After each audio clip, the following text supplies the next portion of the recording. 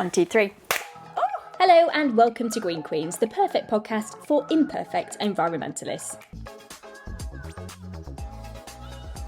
This is a little bit of an interesting thing that we're doing. So this is the Green Queens podcast.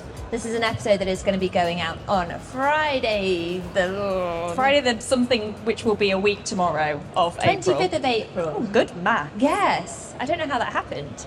And we've been really lucky to have the opportunity to record this live at the Everything Electric show here at the London XL. And yes, we've got quite a few things that we need to talk about today. Yeah, we're going to run through 3 Bs today. We're going to deal with a bit of Backlash, we are going to dive into Bezos, and then we're going to end with Beavers, because that's the natural order of progression in a Green Queens podcast. Yeah, Backlash, Bezos, Beavers. We've got it all covered here. Yeah, so this will be episode 11, interestingly, of our what still feels quite new, shiny podcast, Green Queens. And we had our first bit of internet backlash the other day. We did. We were talking about electric vehicles, and specifically we were talking about why is it that whenever, as 2 women who do presenting on sustainability and electric vehicles, whenever we talk about electric vehicles, we invariably get some form of hate and abuse. Yeah. And hate and abuse we got. The irony of, I mean, I don't want to say viral. We've just interviewed someone who has 85,000 Instagram followers. It didn't go viral, but considering most of our Green Queens videos on TikTok, it's a brand new account, we're getting like 200 or 300 views. This one has had 7,500 views, and most of those videos also have 1 like and 1 comment. And I'm going to be totally honest and say that is myself commenting on my own content, because you've got to do something for the algorithm. I have wondered if certain comments was like, this sniffs of Abbie, I will say. If it's not me, it's 110% my husband. Thank you, Jake.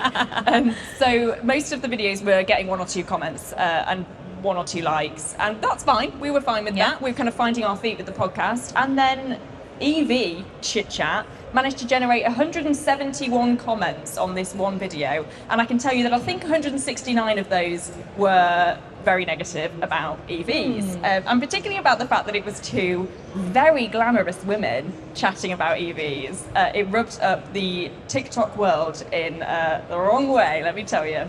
Well, and it's interesting, I think for context, this video, we are talking about the efficiency of electric vehicle powertrains compared to the efficiency of internal combustion engine powertrains. It was maths. And yes, we did use an analogy involving a melon, but regardless, it was maths. And so you're like, hang on a second, you're arguing maths. Yeah. It's not arguable. No, but they did argue, and argue not very well, because these were some of the comments that we received. We were the vegans of the motor world. Go make us a sandwich.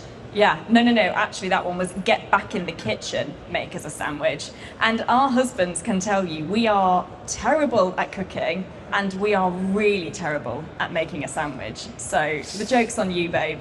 In fact, last time I did a recording at your house, it was lunchtime, my stomach was rumbling so loudly, and you went, do you want maybe a bagel? I was like, yeah, a bagel would be great. Imogen buttered the bagel, and that was the extent of lunch, a buttered bagel. So yeah, I actually have a lot of guilt about that. yeah, good, you should. This one started with ladies, respectfully. Oh, nothing respectfully about saying respectfully. No, women trying to be clever. What else do we have? Do your research. There was one guy who went into quite a lot of detail, and so I asked him what his source was. Oh, this is a good one. Came back, my source is my eyes. Scientific. Fine, Yeah. fine by us. Anyway, you get the gist. We were subject to a bit of hate on the old talk. And so we kind of felt like, given that this is also episode 11, and that we do have a live audience for the first time for Green Queens, which is very cool, it would be quite a nice time to reintroduce ourselves. Imogen, why might you have any form of credential to talk about electric vehicles? Okay, my name is Imogen Bogle.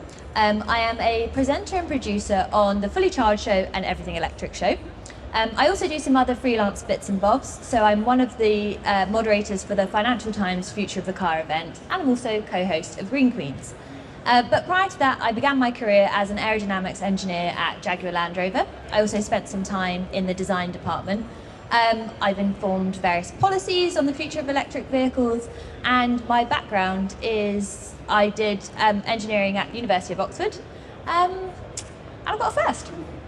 Casual. I don't want to brag, but those things, I mean, that it was quite good. I really wanted to clap then, but I'm holding a microphone. Can someone applaud the fact that this woman got a first at Oxford University? Oh no, I was just good at exams. Anyway, I like maths. Such a nerd. But a nerd that is totally worthy, even if you didn't have any of that, to talk about EVs. So the fact that, again, one of the comments was, EVs are ladies' cars. Listen to who's talking on this video, sitting there charging up while doing one's nails like ladies.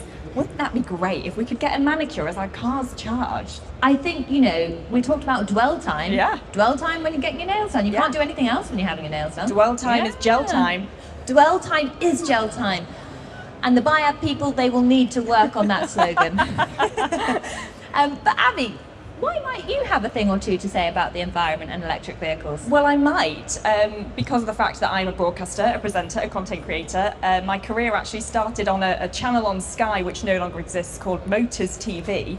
So they know a thing or two about cars. This isn't doing much for my sustainability credentials, but give myself a bit of the benefit of the doubt here. Yeah. I was 19. It was a show called Special Stage that covered rallying, motorsports. I covered the British Historic Rally Championships. So I learned a thing or two about cars in my 2 or 3 years of covering British Rally Championships and racing in general. I then went on to work for the BBC, where I've been for the last 9 years as a weather and climate presenter. So again, know a thing or two about sustainability, about the weather, about the climate. I'm not Oxford educated, but I am somebody that sort of knows what they're talking about, having owned an EV for 4 years and done many an EV road trip, charging up all the way from Barcelona back to the UK via France. I mean, one of the things that I will say is that I have substituted all weather apps for Abbie as a human in my life. And I have to share you this fact because Abbie told me this, and I've told at least 15 strangers, and I'm now about to tell at least 30 more strangers. Foxy. Do you know the original meaning of the word foxy? Well, I do. Yeah. So foxy is the weather we've been having in the UK recently, where you look out the window and it's sunny and it's April and you think, lovely, that's going to be quite warm, but there's a very chilly wind, and so it's deceptively cold. So it's when it feels colder than it looks, that would be described as a foxy day. There is more to it in terms of science than that when it comes to weather forecasting, but that's the long and short of it. And I think it's really excellent, and it's really wonderful to be able to meet strangers and say, goodness, what foxy weather we're having. Anyway. So that's us. Yeah, that's Just us. felt like we needed to get that back in there. Yeah, and you know, we work really hard, and sometimes the abuse you might get comes with the job. Other times, we feel like we need to address it, and we've done a bit of addressing today. Exactly. Yeah. Shall we talk about Bezos? We should probably move on, because there's been a little bit of stuff going on in the old women in STEM world. There has indeed, and I really believe that I think a lot of people in this audience are going to have some views on Bezos, Blue Origin, and Katy Perry. So I'm just going to look at my notes because I think we need a little bit of context here. So at the time that this comes out, this is going to be going out on the 25th of April. So cast your minds back to the 14th of April.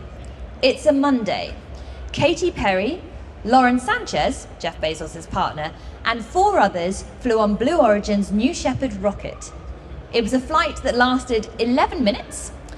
They went 100 kilometers above the Earth, which is just above the Kármán line, so they would have a brief moment of weightlessness, and then they parachuted back down to Earth. So if you want to imagine what that might feel like, Space Mountain, I would go with. Yeah. And it's had some really, really interesting commentary because this is all under the umbrella of space tourism. And space tourism is travel to space in which you haven't had any formal astronaut training. I also want to point out at this juncture that Katy Perry, on her commentary about going to space, she said she wanted to put the ass back in astronaut. Okay. Yeah, clever. Anyway, so... I mean, I think she's done that, just perhaps not in the way that she hoped it would happen.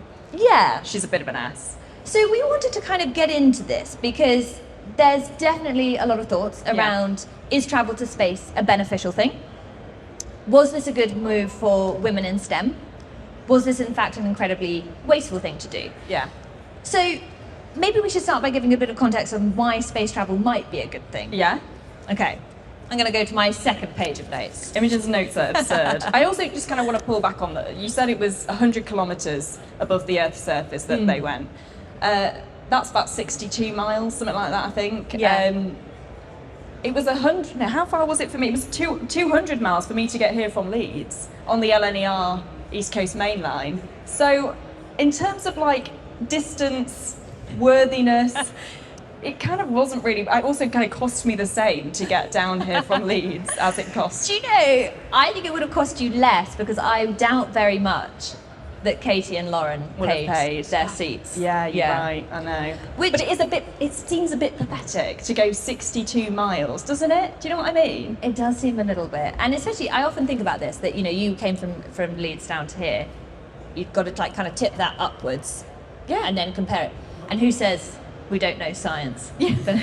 Just tip the train up and you're in space. Yeah. Hello. But I think, you know, space is very important. Travelling to space is absolutely important. I mean, I'm a weather forecaster. That's what I've done for the last however many years. Without a satellite, that job is very difficult. You're sort of relying on shepherds and various folklore. Going out and doing putting your finger in the wind and seeing what happens, poking your head out the window and thinking, oh, foxy today. Yeah. Yeah, you're right. It's like absolutely critical for, it's a cornerstone of scientific discovery to see how the planet is evolving, to understand the climate, and also to look at these things like, you're testing these things in a really extreme environment, so you can pioneer some incredible technologies like lightweight materials, different fuel sources. The very first solar panels went to space, not the very first solar panels, but a lot of solar panel development we can credit to development in space. It's absolutely critical. There are some 25,000 satellites in space that we need for communications, for weather monitoring, all of those bits and pieces. But at the same time... But did Katy Perry need to go? Ultimately, is the question. Well, actually, I want to pedal back for a second. Okay. Because if Jeff Bezos rang you up and he was like, hey, Abbie, do you want to go? If you were a layperson, I'd be charging you approximately £250,000. But I'm just going to give you a seat. It's going to be 11 minutes, be quite cool. Would you go? I'd be like, Bezos, babe, you need to stop calling me. We've had this conversation. It's not going to work between you and I. Lauren's not going to like it. Yeah. God. Would I go? I don't think I would. I'm scared I'll die. And I'm not ready for that. But I also just think it would be a massive waste of time. And I'm really interested in space travel, in being an astronaut, in going through proper training and getting into space and doing it that way for a reason. But yeah, it would just feel like a bit of a waste.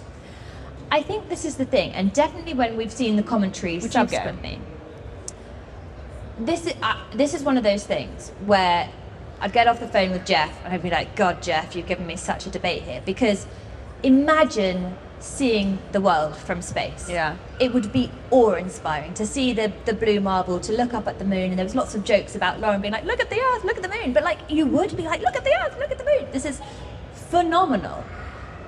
But at the same time, the emissions from that flight is approximately, I've got it written down somewhere. Of course she has. Of course I have. It's approximately 50 tons of CO2 equivalent per passenger, which is absolutely astronomical. That's about 100 times the amount of carbon that you'd emit going from San Francisco to London. But it's also more carbon than someone from the world's poorest billion people would emit over their entire lifetime. And all of that for 11 minutes. And I also can't help but feel that they didn't do it to benefit women in STEM. No. It's to reduce the operating cost of Jeff Bezos's rockets. Yeah, there was so Tim Peake, he's obviously a very famous astronaut, and he was quoted saying, anything we do in space should be at the benefit of people on the Earth. You can't help but wonder whether there was any benefit to us all, really, other than obviously bringing back the jumpsuit, which Imogen and I are very happily donning. What other benefit was there, really, from that trip? Well, so reducing the operating cost of travel to space, because he's built a rocket. Okay, let's imagine that you set up an airline and you, for whatever reason you've decided, it's an airline going from Leeds to Bognor Regis. Okay. And if you do one flight, obviously that's really expensive. If you can do many, then the cost of operating that airline becomes substantially less. But to do it, you've got to market Bognor Regis and really sell that as like a beautiful, wonderful place to go. So the benefit is that it reduces the cost of the rockets, but that's frankly quite abhorrent. Yeah. And also, people say, oh, there's no such thing as bad press. I think Katy Perry's ticket sales for her next tour may well challenge that, because the backlash has been pretty intense. We thought we were 171 comments on our TikTok video ain't nothing on what Perry's having to deal with now. I'm really interested to know what the PR was behind that in the first place. Well, I think it just sort of betrays a real lack of understanding of the challenges that everyday people have, because it's so fascinating that hugely polluting, and obviously they probably went in being like, this is a fantastic opportunity, yes, we're doing a really good thing to showcase that women can go to space, because about 6 times more men have been to space than women. That's definitely true. But there are people for whom they are desperately trying to recycle their plastic bottles, looking at that being like, do you know what, what's the point? Yeah, and I think it's highlighted, hasn't it, this huge disconnect that like a lot of celebrities probably have, a lot of very rich people also that have access to private jets and private rockets, it seems.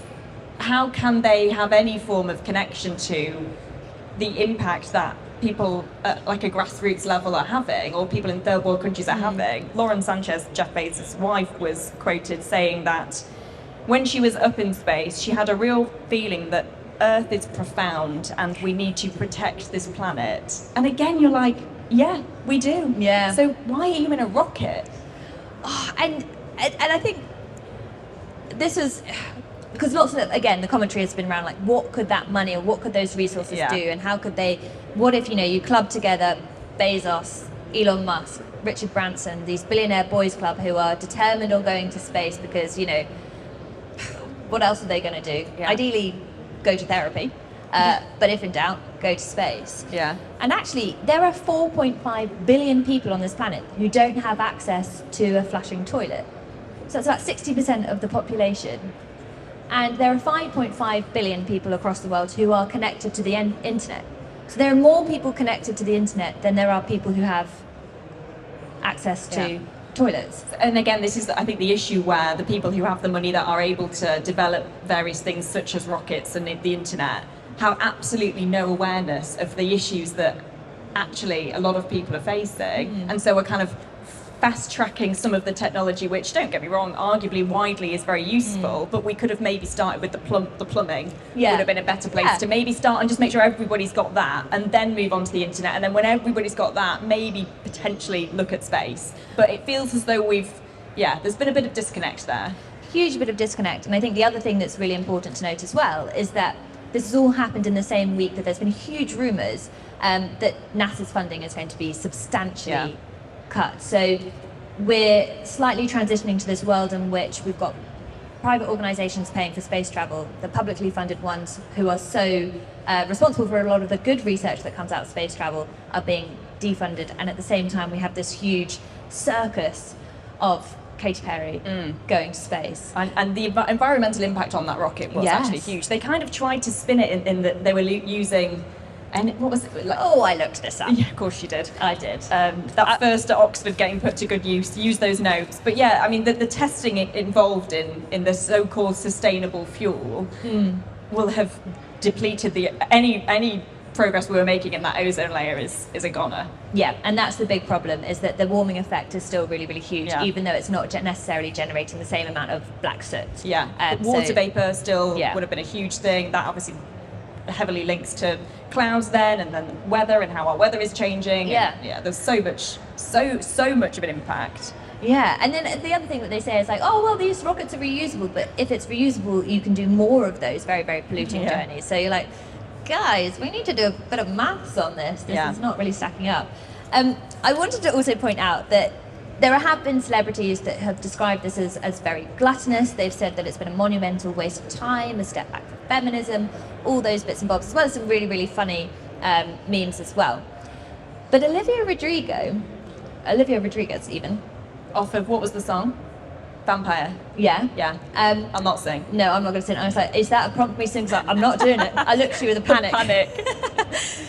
But she said that when she goes on first dates with people, it's her red flag question.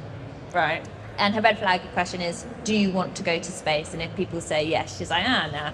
And she puts it in the same category of how might a date speak to restaurant staff. Also an indication of a good egg or a bad one. Very interesting. I also, we've mentioned Katy Perry a lot. The internet has mentioned Katy Perry a lot. She has kind of been, unfortunately, the face of this whole thing. There's so many memes of her like kissing the ground when she got back to Earth, which, to be fair, when I get back to Leeds, if the train is running on time, I may well do. But I do want to just highlight as well that there was Amanda Noy, who, I don't know if anybody has heard of her before. If you haven't, unfollow Katy Perry, follow Amanda. So a little bit of a backstory. I don't know if you know this actually. Yeah, it's absolutely phenomenal. It's phenomenal backstory. I just said phenomenal. Phenomenal backstory. Shove an N in there.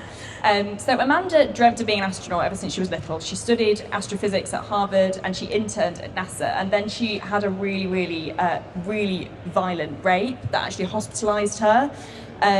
Went through awful trauma off the back of that. Ended up having a horrible situation with the American healthcare system as well, where she had to spend $5,000 of her own money just to get a rape test, and then the results of that rape test were conveniently lost. So she went through all of this, ended up basically becoming a human rights campaigner and just changing the whole landscape of the criminal system and everything in America for women. But she has since gone back to her astronaut training, and she was one of the women that was on that flight.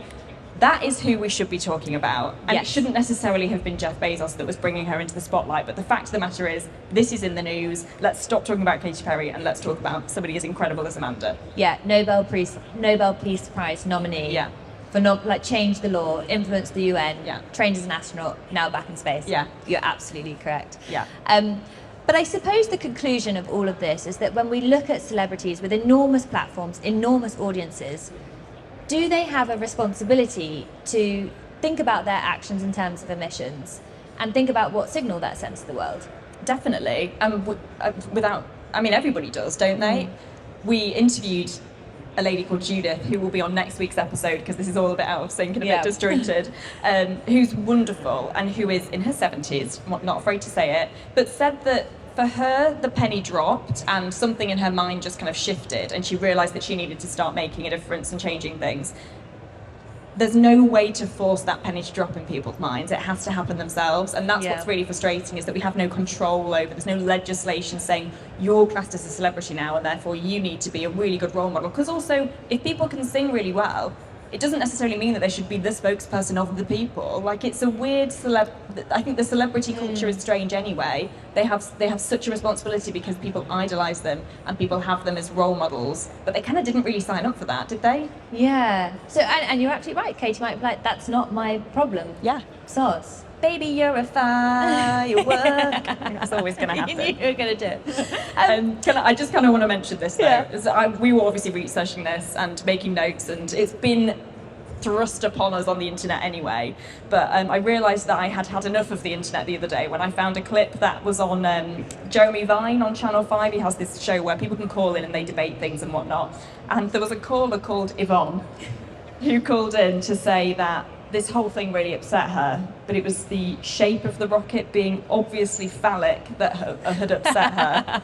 And she was kind of questioned, saying, but surely, like, that is just the space, that is just the shape of a rocket. That's how it had to be. Kind of how it has to be. And she said, no, I found it self-indulgent and disgusting. She said that it was especially phallic. She'd never seen one this shape. And I was like, do you know what? I think I've had enough of the internet for the day. Probably going to log off. I really want Yvonne to have just been like, I'm going to test this. Because with Jeremy Vine, he'll always start those things to be like, salt gritters across the country are in crisis, and then you get these people who can ring up and like suddenly bring this anger from somewhere. Where are these people living to call into the Jeremy Vine show and be so cross that this rocket was too phallic shaped? But I just thought that was quite a nice place to end it on, unless you've got anything more to add. I haven't got anything more to add on Bezos and jumpsuits. And I think we should seamlessly move to Beavers. I agree. What a segue. So we have some really good beaver-related news. Well, it's just nice to have good climate news, isn't it? Just good news in general. It's a bit doomy and gloomy. And when we were chatting about what we were going to do, it was first live show, first opportunity in front of an audience. We've got to do Bezos. And then you were like, Beavers. We've got to go Beavers. I was like, okay. Yeah. Well, shall I tell you why? Yeah, tell me why. I wanted to bring this. Okay. I'm going to read from my notes here. A family of beavers made global headlines earlier this year, can't read, when they built a dam exactly where authorities have been planning one, very near Prague, saving taxpayers around 1.2 million euros. Now, this dam had been hotly contested with the local government. There'd been loads of bureaucracy about it. It had been flim-flamming all over the place. It was scheduled to take probably about 7 years. The Beavers did it in 2 days. That's amazing. It's incredible. So Beavers versus bureaucracy, they won. And then there's some really, really wonderful quotes that came out of this. So Elliot McCandless, communications manager at the UK's Beaver Trust charity, said, "It was a brilliant story, but to anybody who works in the beaver world, it's not really surprising." And so fast forward a couple of months later, and actually there's going to be a huge amount of beavers being released into the wild here in the UK.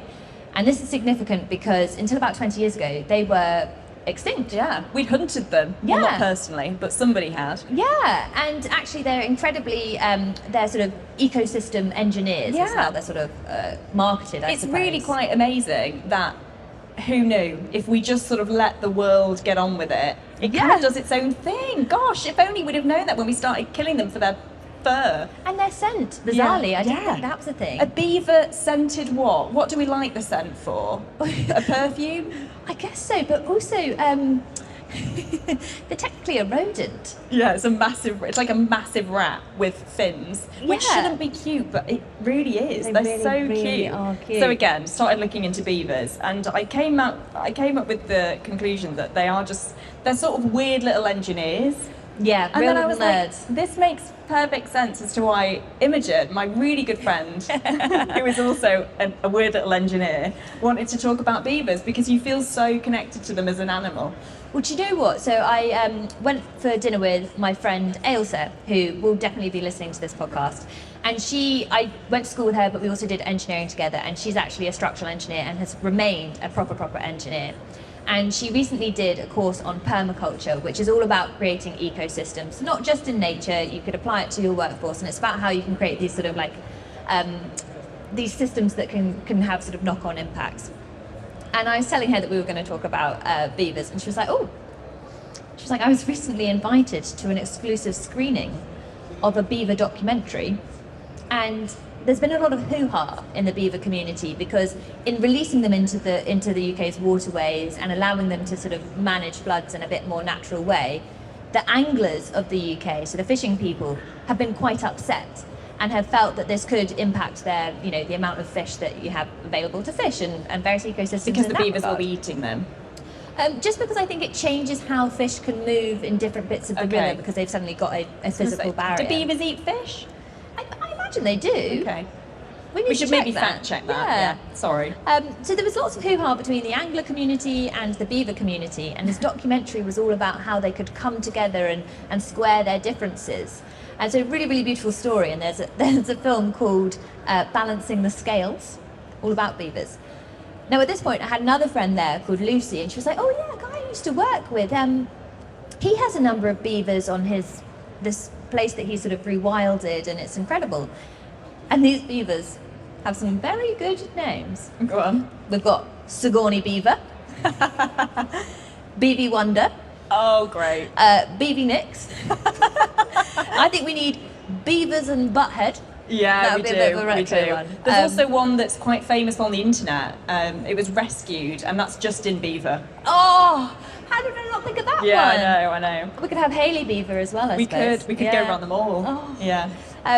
But like an incredible way of looking at nature to provide physical solutions and natural solutions as well. And again, if you just actually, if we as humans take our foot off the gas and just see, oh, might nature have its own way of working this issue out? Yeah. I think a lot of the times it will, if we just let it be. 100%. And one of the things that my friend Elsa shared with me in this extensive beaver conversation that we had over dinner was there had been one place in the UK where they were looking at flood management, and they basically concluded like, oh, we can flood the high street probably once a year and that's fine. And obviously the beavers' little ears pricked up. I'm like, that's not okay.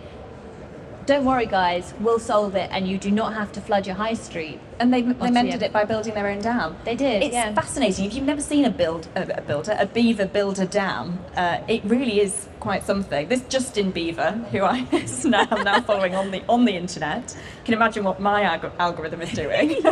It's so cute. It goes around its little owner's house and gathers things and almost looks like it's like forming a little nest and then builds something out of it. It's the cutest little thing ever. And apparently the sound of trickling water almost like pricks up their ears and gets their little beaverness beavering away. And fun fact for you, I know you love a fact. I love a fun fact. We went for dinner last night, this is not the fact, with each other and our husbands, and my husband at one point went, "Oh, I've got a good fact for you, Imogen," and you nearly flipped the table with excitement. I've never seen somebody more excited about, and it made me think, would you rather have gossip, real juicy good gossip, or a really good fact? Fun fact every time. And then I went like, "Oh, go on," and he was like, "No, I'm not going to tell you." It's like, it's like hurts. You're literally insane. Anyway, this is my fact for you. They have transparent eyelids, beavers. Ooh. So they can essentially like see underwater and they don't get water in their eyes. So they have little nature goggles. Nature goggles. Yeah, that's a good fact, isn't it? Absolutely incredible. That's one for the next pub quiz for you. Oh. And actually, we sort of joked about the fact that it didn't in any way correlate to the fact that we were talking about space. It does, because there's a beaver dam in Alberta, Canada. It's over 850 metres long. It's so massive that it's visible via satellite imagery, so you can see the beaver dam from space. So there is a correlation, and we really well thought that out. Oh my God, you have seamlessly done that. That is absolutely remarkable. Who knew that we could make a link there? Well, I think that probably concludes what we have to say about beavers, but which is not something we thought we'd go into on this podcast. I also really enjoy how many times we've said beavers. It's been quite enjoyable to say. But we always finish the podcast with a sustainable business recommendation. Yeah. Do you have one this week? I do, and you may have heard of it. It's called Too Good To Go. If you haven't, it is, have you heard of it? A website app where it's been around for years. Most towns and cities will have various restaurants or cafes or whatever that are signed up to this thing called Too Good To Go. It's, at the end of the day, if they have baked too many cakes or some of the food is about to go off or whatever it may be, they can list stuff on this place called Too Good To Go and say, I don't know, you sort of don't know what you're going to get. I think Greggs, for example, is one of the companies that's on it. And so Greggs will put something up to say from 5 till 7, if you come by for £3, you can get a box of stuff that's left over. You don't know what it's going to be. One day it might be 10 loaves of bread. The next day it might be 20 donuts. But it's just a really, really good idea, because all that stuff at the end of the day, it must be impossible to manage exactly what you're going to use and know exactly how much you're going to cook. And I remember going once, you can go to like corner shops and things, you'll sometimes get a box of veggies, loads of a real variety of stuff. But I remember going once to a pizza restaurant in Leeds. I came away with an inordinate amount of pizza that basically had to be eaten or it would have just gone into landfill. So I thought, well, I'm going to take one for the team and be a good climate queen. You really took one for the planet there. Yeah.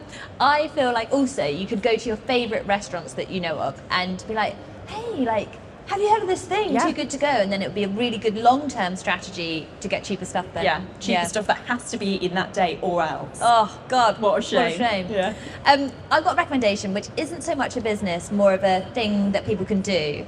And you can go on National Grid Live, that's what you Google, and you can see what's happening for our power generation at any point in time in the UK. And it's been really fun going on there recently because there has been basically 60% renewables powering our grid. And if you have any kind of skepticism of, how much can renewables play their part really, you can go on there and be like, cool, about 30% on average. Yeah. Just goes to show how you and I differ. I'm like, free cheap food, loads of good free cakes, and you're like, let's find out how renewables are powering us today. I kind of also realised as I was saying this, you looking like, really? Is that what you brought today? It's as good as it's going to get. Okay, honestly, the podcast is sometimes a bit more entertaining than that. But yeah, we'll... I really learned the tone. Oh, God. We'll end it there, I think. But our first live podcast from the Green Queens. Thank you so much. My goodness, a round of applause. We're going to expect this every time now. We hope you enjoyed this episode of Green Queens. If you did and you'd like to hear more, we'd be so very grateful if you could subscribe and join the Green group chat for weekly episodes.